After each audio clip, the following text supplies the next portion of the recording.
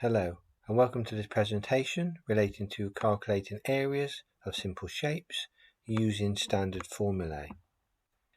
We'll consider shapes such as rectangles, triangles, parallelograms, trapeziums, and various circular sections. This presentation does assume you're familiar with transposition of equations and also the use of basic trigonometry.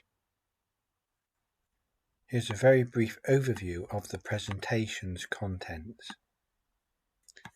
We commence with the introduction to calculating areas.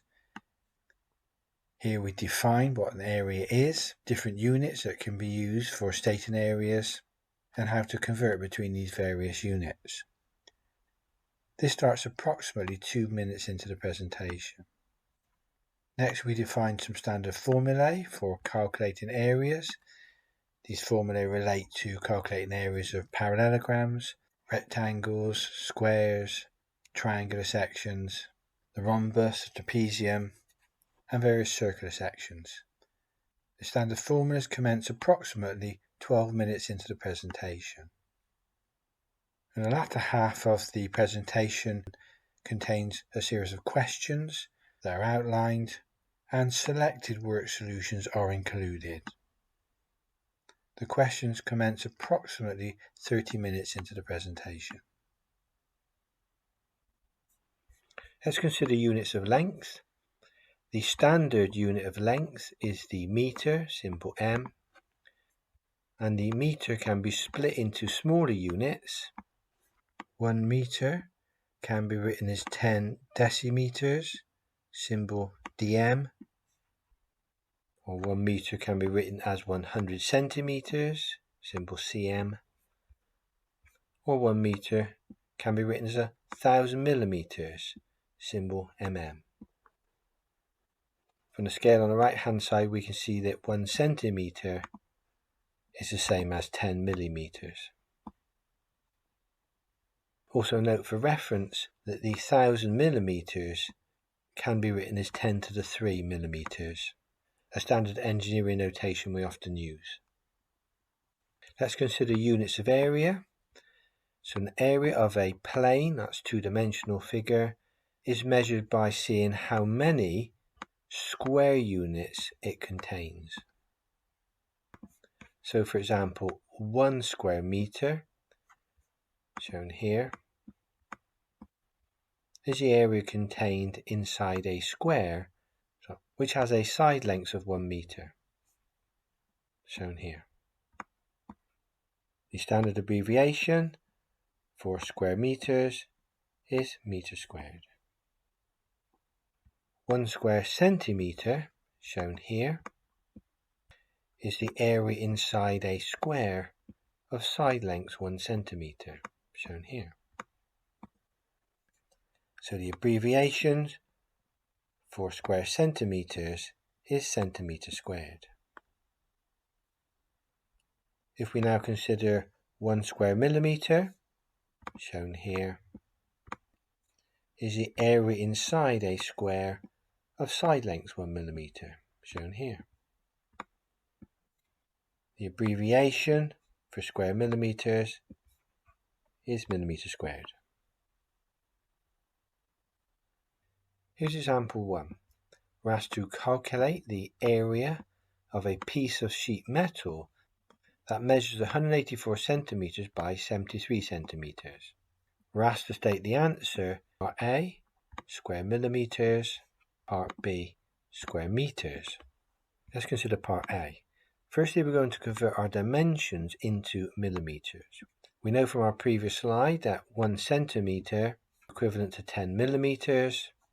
So dimension given in the question of 184 centimeters is equivalent to 1,840 millimeters. Similarly, the dimension of 73 centimeters given in the question can be written as 730 millimeters. So evaluating the area A in terms of millimeters squared, that would be 1,840 multiplied by 730, so 1.3432 multiplied by 10 to the power of 6 millimeters squared. In part B, we'll convert our dimensions into meters. Again, from the previous slide, we know that 1 meter is equivalent to 100 centimeters. In the question, we're given 184 centimeters, so dividing by 100, that equates to 1.84 meters. Similarly, 73 centimeters in the question, divided by 100, that equivalent to 0.73 meters. So now evaluating the area in terms of meters squared, that's 1.84 multiplied by 0.73, that becomes 1.3432 meters squared. So what's clearly noticed from the above solution is that there are times 10 to the 6 millimeters squared in 1 meter squared. And that's something that's particularly useful to note. So when we calculate our area in terms of millimeters, here we calculated 1.3432 times 10 to the 6 millimeters squared. When we calculate our area here in meters, we have 1 million less in our numerical value because now we're meters squared. So it's worth noting that 1 meter squared is equivalent to 10 to the power 6 millimeters squared, or 1 million millimeters squared. There's a common mistake that students make when converting from meter squared to millimeters squared is they multiply by 1,000, but because the unit is squared, you need to multiply by 1,000 squared, and that's where the 10 to the 6 or the million derives from. Let's try and illustrate this further. If we consider the side length of a square to be 1 meter, we know that's the same as a side length of 1,000 millimeters. So that's a linear dimension. Converting linear dimensions, we either multiply by 1,000 or divide by 1,000, depending on whether we're converting to millimeters or meters. However, considering the area of the square that has a side length of 1,000 millimeters by 1,000 millimeters, then our 1 meter square area, shown here, 1 meter squared, is equivalent to 1,000 millimeters all squared. We write in that's 1,000 squared. We know 1,000 can be written as 10 to the 3, so 10 to the 3 to the power 2.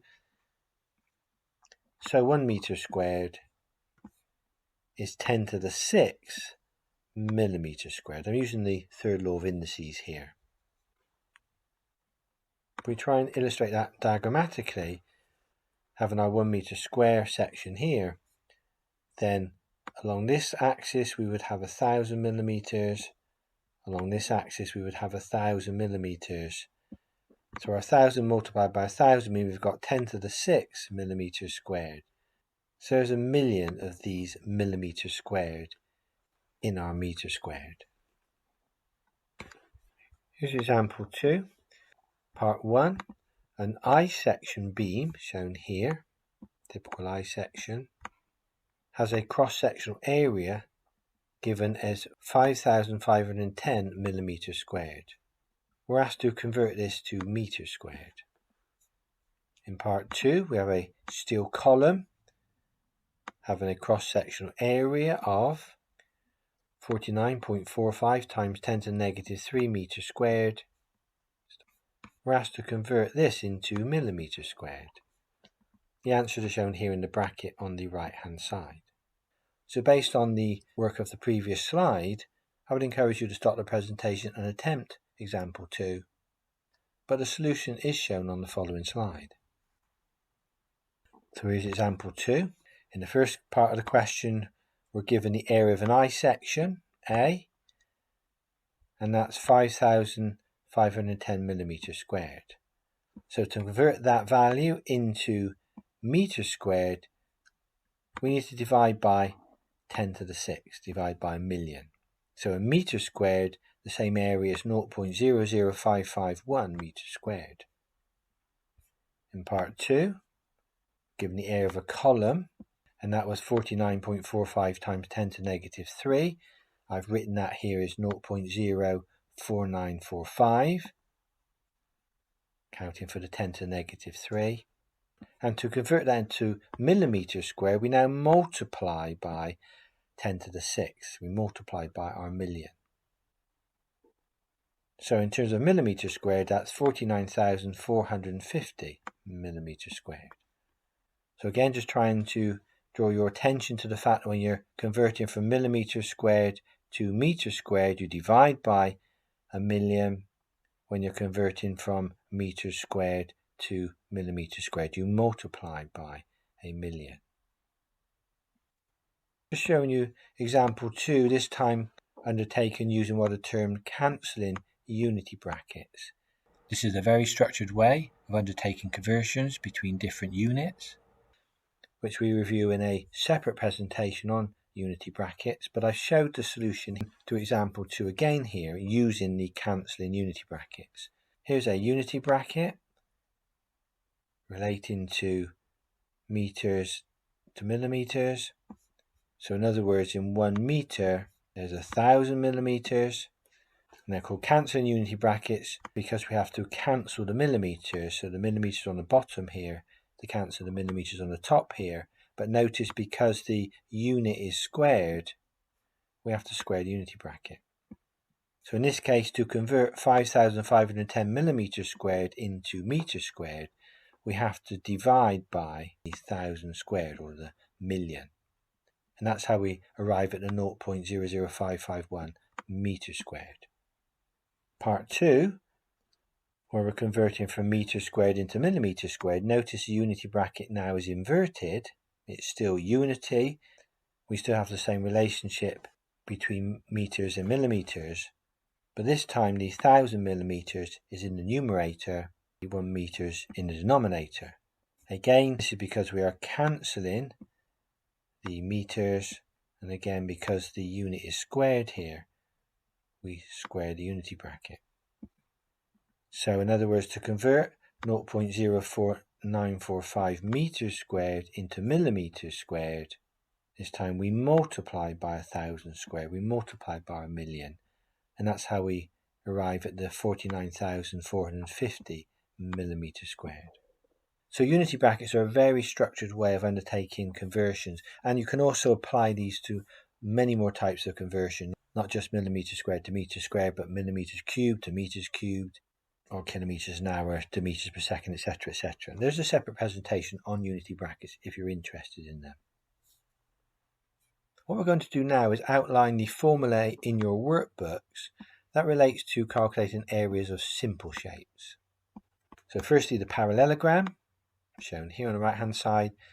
A parallelogram is in effect a rectangle that's pushed out of square, and the formula to calculate the area of a parallelogram, A, is simply the base, B, shown here, multiplied by the vertical height, D, shown here.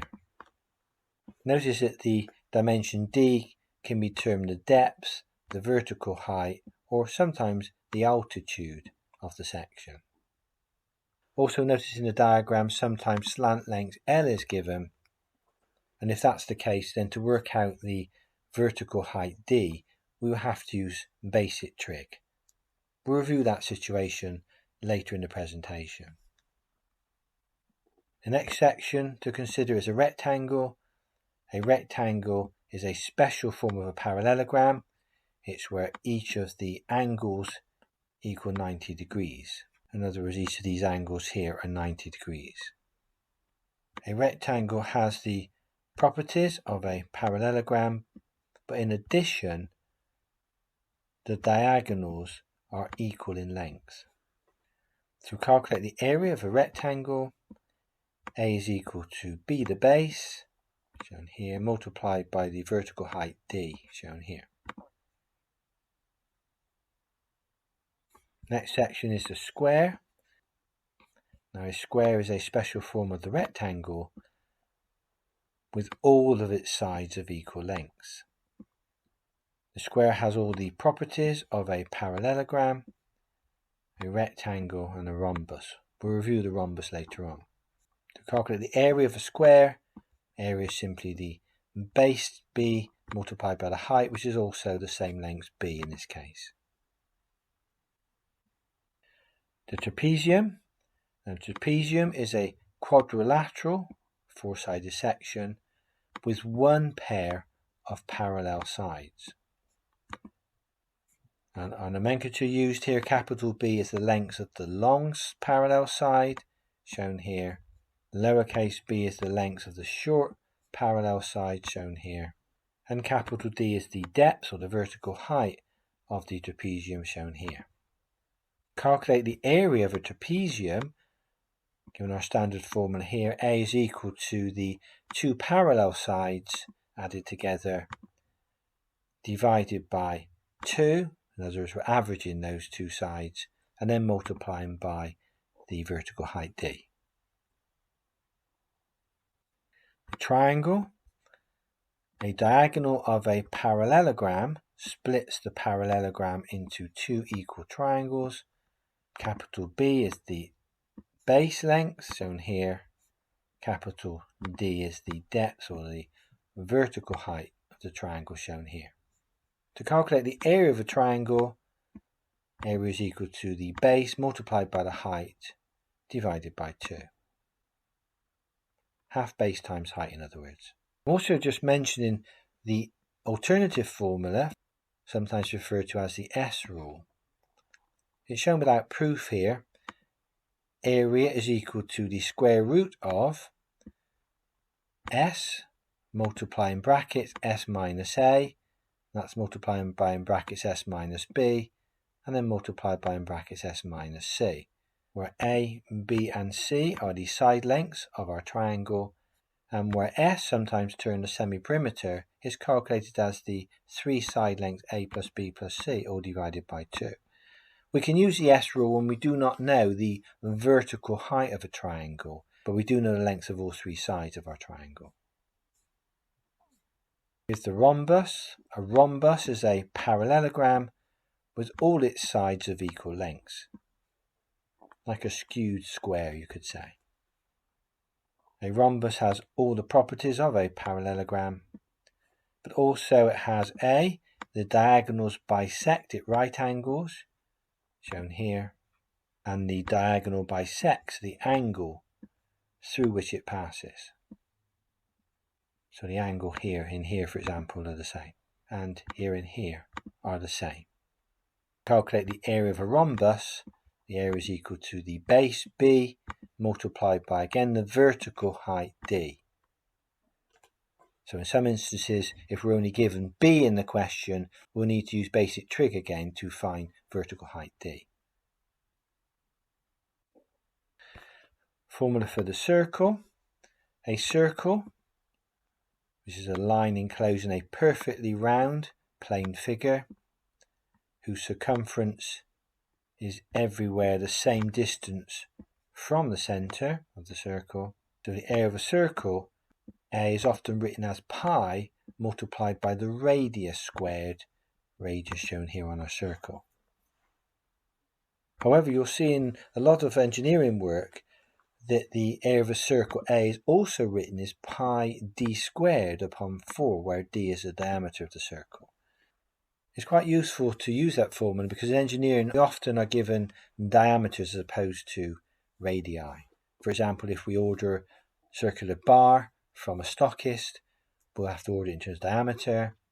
For designing pipe work, for example, we're often specifying diameters of pipe. So it's useful to have a formula that uses the diameter. Also here we have the equation for the area of a semicircle.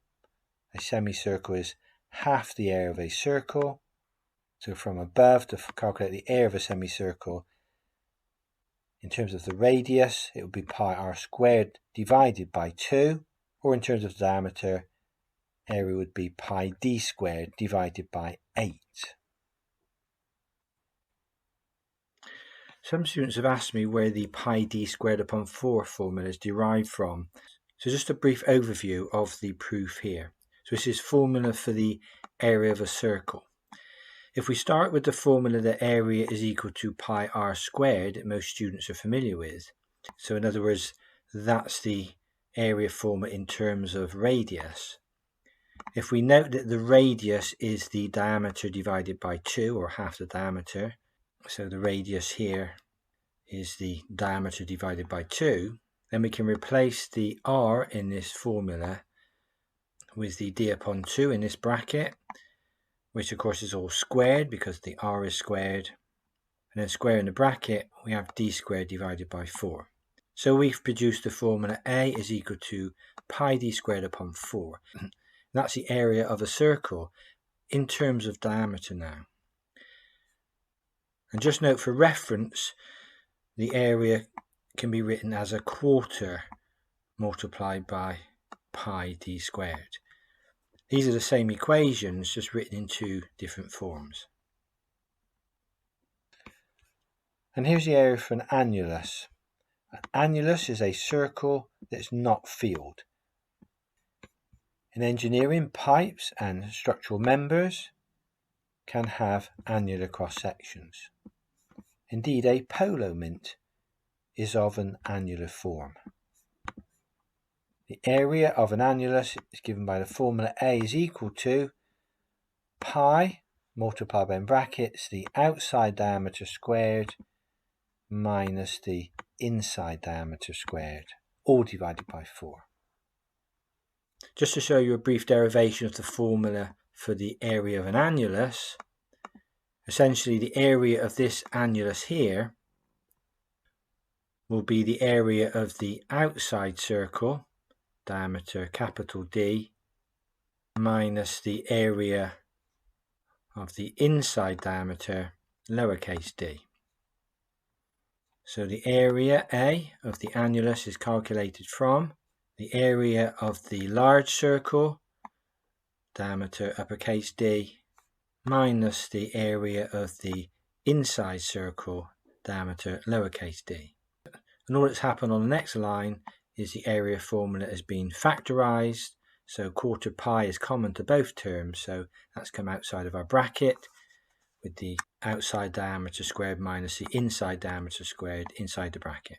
And just another format of that, I can actually write that as the pi times the bracket, all divided by 4. So again, these two formulae are the same, they're just written in slightly different formats.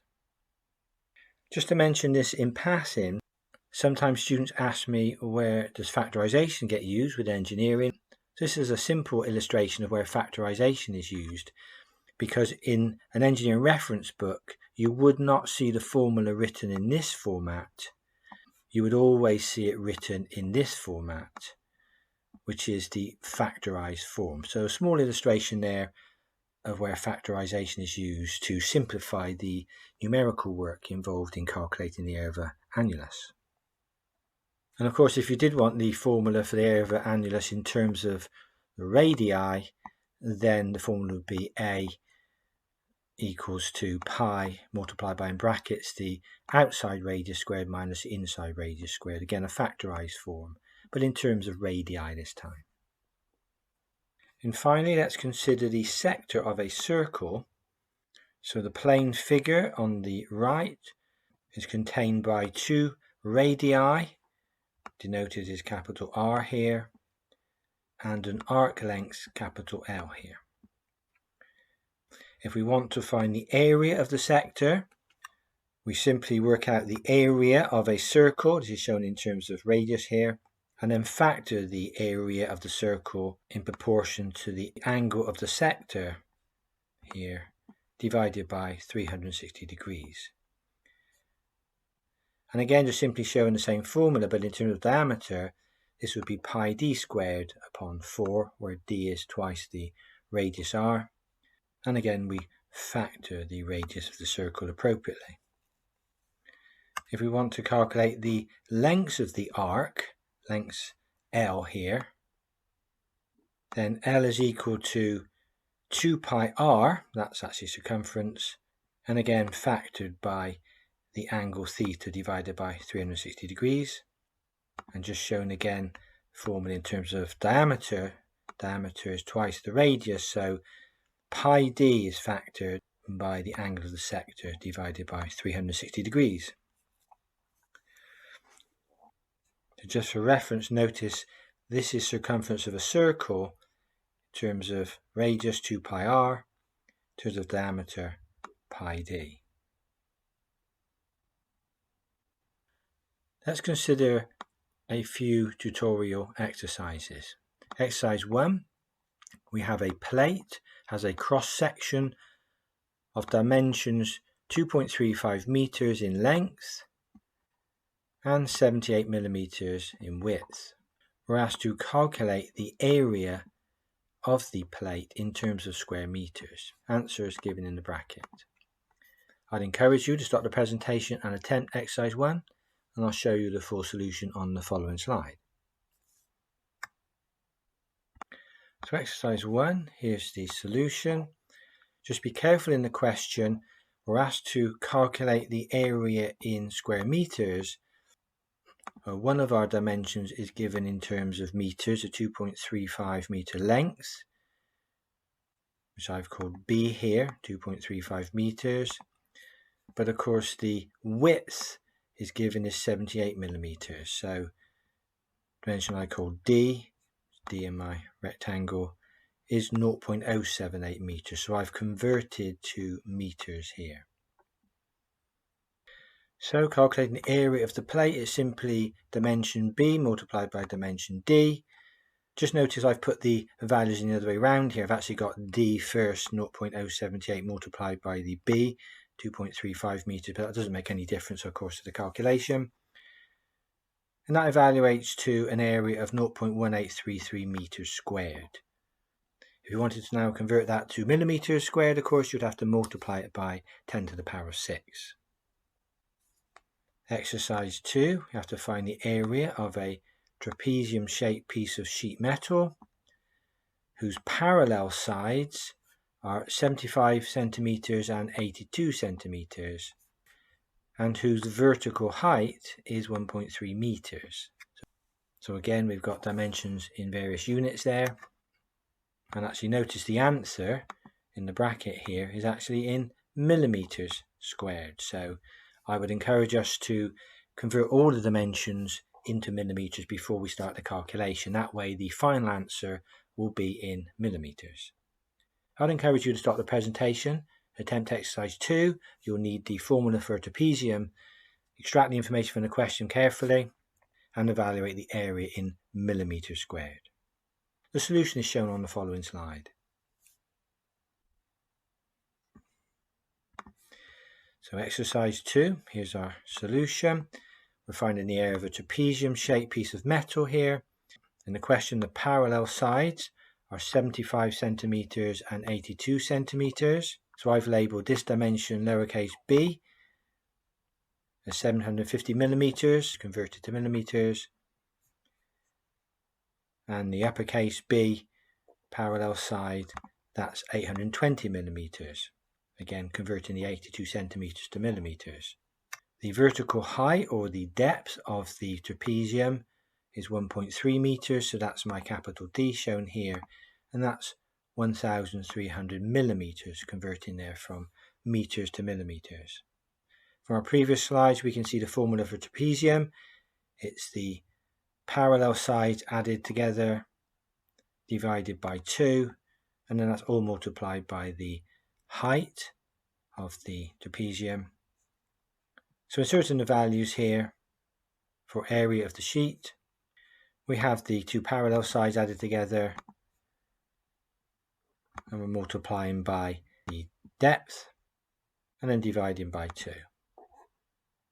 So evaluating the area of the trapezium is 1.0205 times 10 to the 6 millimeters squared. The answer is required in meters squared, then we would divide that value by 10 to the 6. So that would be 1.0205 meters squared. For the rest of the presentation, we're now going to consider tutorial questions. I'm going to outline a series of questions, then I'll show solutions to selected questions for your reference. The answers to all the questions will be shown on the slides. So question 1 here, we've got to calculate the area of the following shapes. So part A, it's a square section, given the side length in the question. Part B, it's a rectangular section, again we've got some side lengths given to us. Part C is a circle, given a diameter. Part D is a semicircle, again given a diameter. And part E is a parallelogram, where we're given side lengths, so that's 30 millimeters shown here, labelled B, and 50 millimeters shown here, labelled L. We're given the angle of the incline of L, 60 degrees to the horizontal. So we need to engage with some basic trig there to find height D, which is required to find the area of the parallelogram.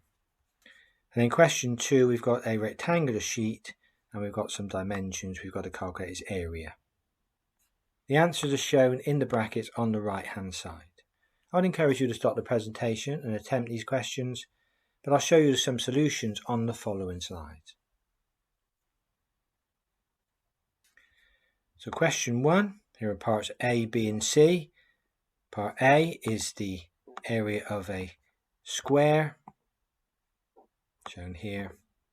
Part B is the area of a rectangle, B multiplied by D, shown here. And part C is the area of a circle. Notice we're given the diameter in the question, so I've used the pi d squared upon 4 formula here to evaluate the area of the circle. Question 1 continued, part D, this is a semicircle, and again we're given diameter in the question. So for part D, our area of a semicircle is pi d squared upon 8 using diameter formula, so that evaluates to 2,771 millimeters squared. And question 1, part E, is the parallelogram. We're given side length 30 millimeters. I've labelled that B here. And then 50 millimeters, labelled that L here. And to calculate the area of a parallelogram, it's B multiplied by D. So we need to calculate the vertical height D here. So using basic trig here, given angle 60 degrees, the opposite side is D. And the hypotenuse here is the L, of 50 millimeters. So from our basic trig, the sine of 60 degrees is equal to the opposite side of the triangle. That's D, trying to find, divided by the hypotenuse side of the triangle, and that's L, of length 50 millimeters. And all that's happened here is we've rearranged the equation to find D, multiplied both sides here by 50. So D is equal to 50 multiplied by the sine of 60 degrees. So evaluating the height of the parallelogram is 43.3 millimeters. Now we can calculate the area. The area is the base 30 multiplied by the height, 43.3, so 1,299 millimeters squared. Okay, and if you want that in meters squared, you would have to divide by 10 to the power of 6. And question 2 solution. We simply have to calculate the area of a rectangular sheet given some geometry. Quite a straightforward question here. I'll let you review this at your own pace. The area evaluated to be 3.75 meters squared. Tutorial questions continues. Question 3. In this question we're given a metal plate, has a 90 millimeters width, but this time we're actually given the area of the plate. It's 14,040 millimeters squared, and we've got to find the length of the plate. So a little bit of transposition required there to rearrange to find the length of the plate. Question 4, we have to calculate the area of a parallelogram. We're given the base of the parallelogram and the vertical height in this case, so no need for trig. So we can evaluate the area using our standard formula. And question 5, we've got a 45 degree parallelogram, so this angle theta here is 45 degrees. We're given the area of the parallelogram and we're given the base length of the parallelogram. We've got to determine the length of the side labelled L in the sketch. So we've got to find this side length here. So again, that will involve some transposition to find the length of side L. As always, the answers are shown in the brackets on the right hand side. I'd encourage you to start the presentation and attempt these questions, but I'll show you some solutions on the following slides. Question 3. We're given the width of a metal plate, so we know dimension B in this case, given as 90 millimeters, we're actually given the area of the plate. It's 14,040 millimeters squared. So we know what the area of this plate is. In this case, as D. So from the area of a rectangle, A is equal to B multiplied by D. I'm trying to find the length of the plate, or height D as it's shown in the diagram here. So rearranging for D is equal to the area divided by dimension B. Inserting the values, dimension D is 156 millimeters, or of course in meters, that's 0.156 meters. Divide by 1,000 here because we're considering linear dimensions. Question 4, this is a solution. Got to calculate the area of the parallelogram. We're given the base and we're given the vertical height.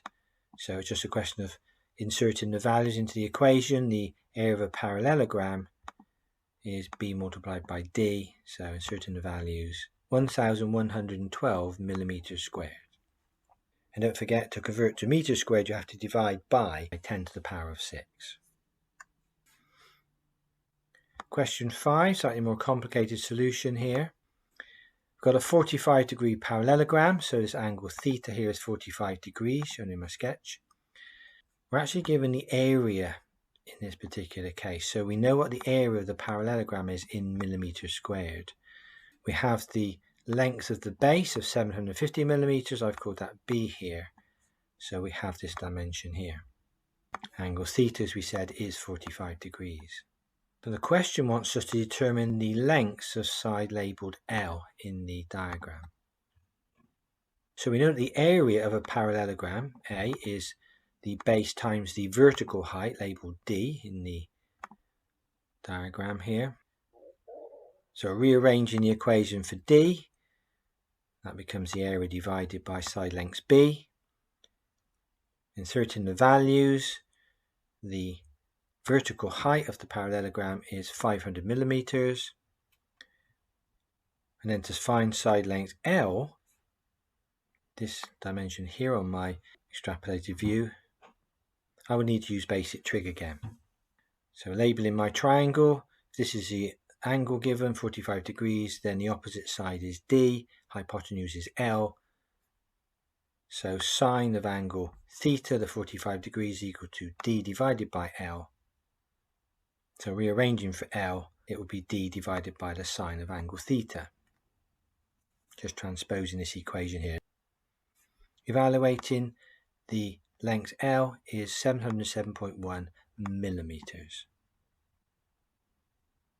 Tutorial questions continued. Question 6, we have a rhombus, angle 60 degrees, side length 85 millimeters, have to find the area.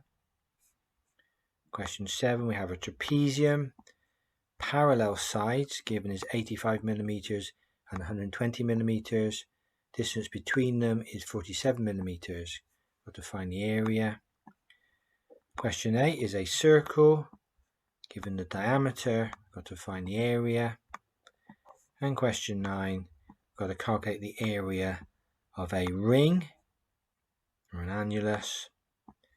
86 millimeters outside diameter and 74.5 millimeters inside diameter.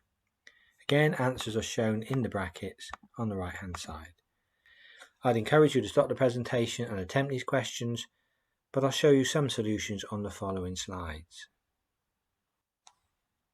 Here's question 6, solution. We have a rhombus that has a 60-degree angle. Notice angle theta shown as 60 degrees. That's this angle here. And it has a side length of 85 millimeters. Remember, with a rhombus, all side lengths are the same. So length of this side 85 millimeters, length of this side 85 millimeters.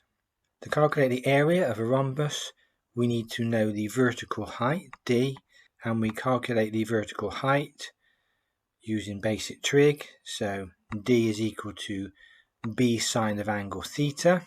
Inserting the values, the height of the rhombus is equal to 85 times the sine of 60 degrees, so 73.6 millimeters.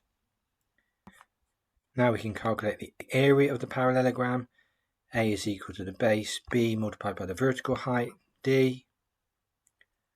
So inserting the values, the area of the parallelogram is 6,256 millimeters squared. Question 9, here's the solution. We're asked to calculate the area of a ring or an annular section which has an 86 millimeters outside diameter. So uppercase D is 86 millimeters outside diameter, and a 74.5 millimeters inside diameter. That's lowercase d, 74.5 millimeters, shown here. To calculate the area of an annulus A, our formula is pi multiplied by, in brackets, the outside diameter squared minus the inside diameter squared, all divided by 4. Inserting the values, the outside diameter is 86 millimeters, inside diameter is 74.5 millimeters. So evaluating for the area, that's 1450 millimeters squared, or dividing by 10 to the power 6, that's 1.45 times 10 to the negative 3 meters squared. Tutorial questions continued. Question 10. A sector of a circle, shown here, has an angle of 90 degrees. So this actual angle theta here is actually 90 degrees in our case. The radius of the sector is 5.6 centimeters. So that's the value of r shown here. In part 1 of the question, we've got to calculate the area of the sector. And in part 2 of the question, we've got to calculate the area of the segment shown in the sketch. And this is a segment shown shaded in here.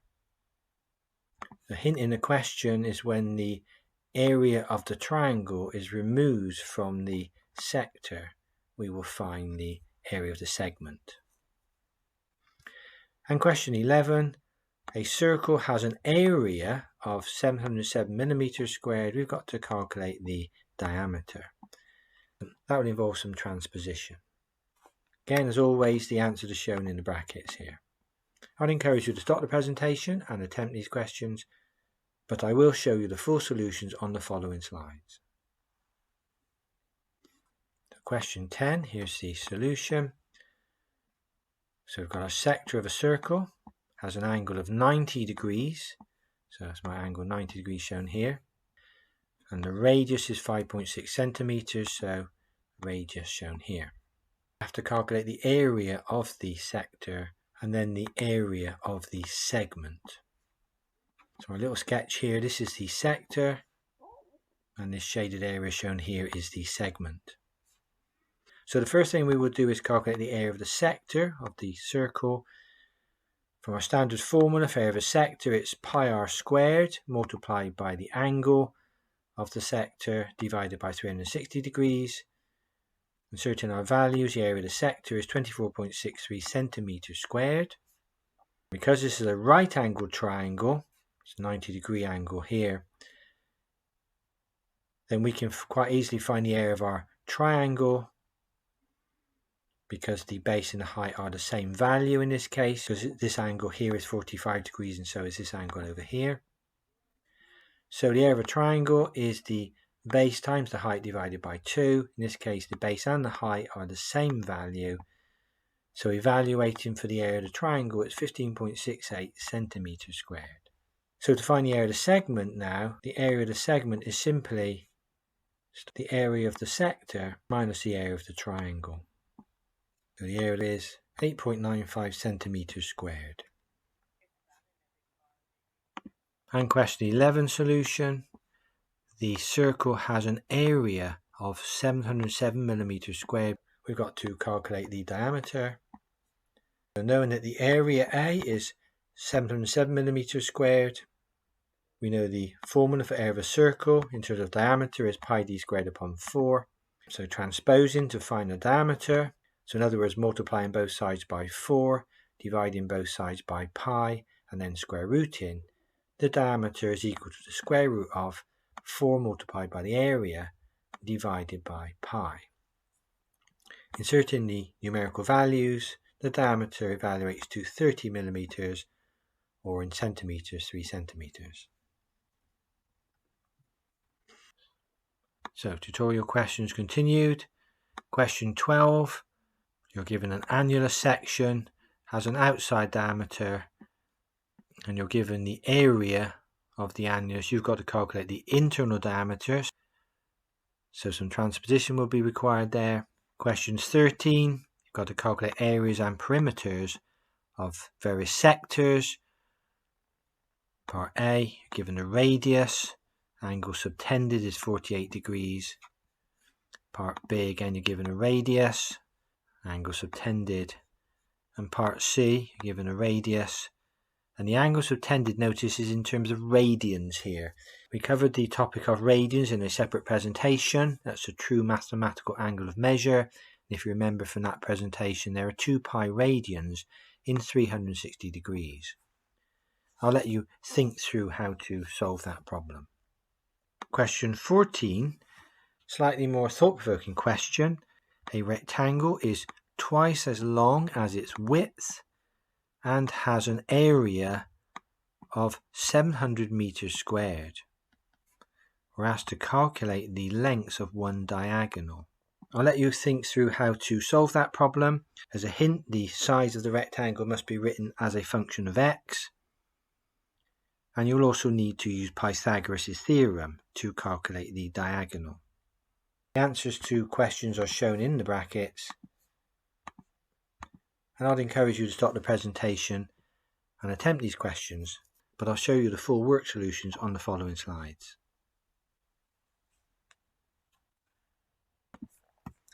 Question 12, here's the full solution. We're given the outside diameter of the annulus, capital D, shown here. We're given the area of the annulus in meters squared, shown here, and we're required to calculate the internal diameter, lowercase d here, of the annulus.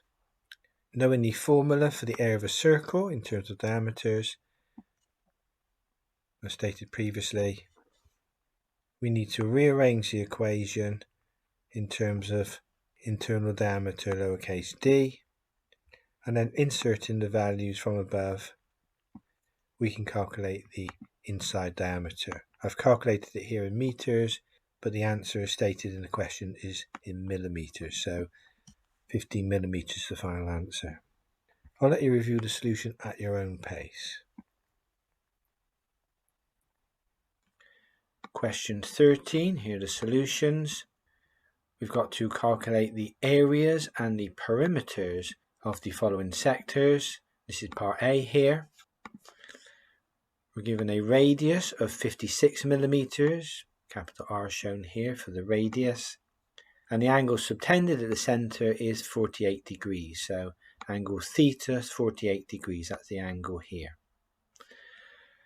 So firstly we'll calculate the area of the sector. The formula for area of a sector we denoted previously in our notes. It's pi r squared multiplied by theta divided by 360. So inserting the values from above, the radius for part A is 56 millimeters and the angle theta is 48 degrees. Evaluating the area is 1313.6 millimeters squared. That's the area of this sector, shown shaded here. We're also asked to calculate the perimeter of the sector. I've labelled that P here. Now note the perimeter is the length of the arc, shown here, labelled L, added to twice the radius. The length of this side of the sector is R, and the length of this side of the sector of R. And from previous work, we've shown the formula for calculating the length of a sector as 2 pi r theta divided by 360 degrees. So again, inserting our values for r and theta. R is 56 millimeters, inserted here, and also inserted here in the equation. And the angle theta is 48 degrees, shown here. Evaluating the perimeter of the sector is 158.9 millimeters in length. Question 13 continued, part B solutions. This time we're given a radius of 0.14 meters and the angle subtended is 107 degrees. This is a very similar solution to part A, so I'll let you review this solution at your own pace. Answers for the area shown here in meters squared. Answer for the perimeter here shown here in meters. And now question 13, part C. The radius this time is 165 millimeters, shown here. And notice that the angle subtended is stated as 2.1 radians. Radians are the true mathematical measure of angles, often used at higher level study. For your reference, there is a separate presentation outlining the use of radian measure.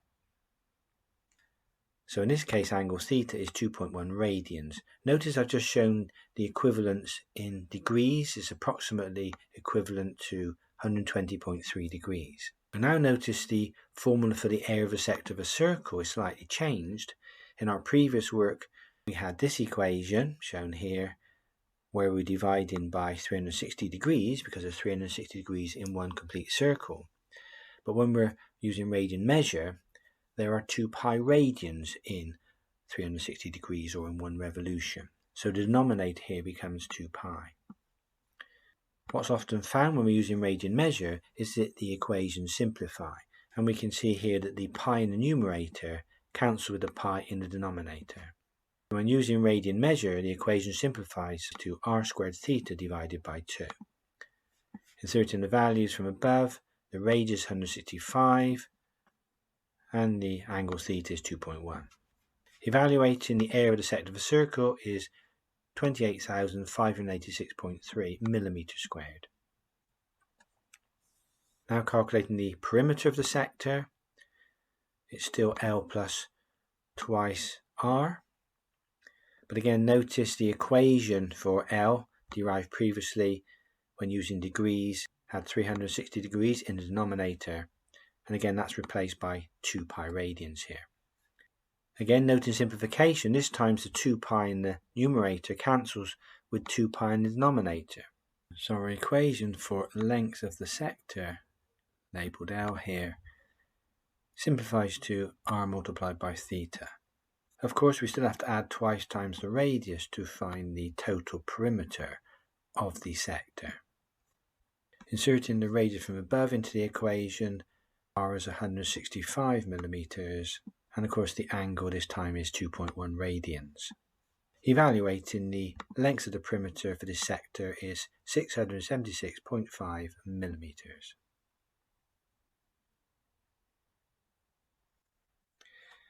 And question 14, here's the solution. So reading the question, the rectangle is twice as long as its width, and we're given the area of the rectangle. We've got to calculate the length of a diagonal. I'd always encourage you to draw sketches of such problems.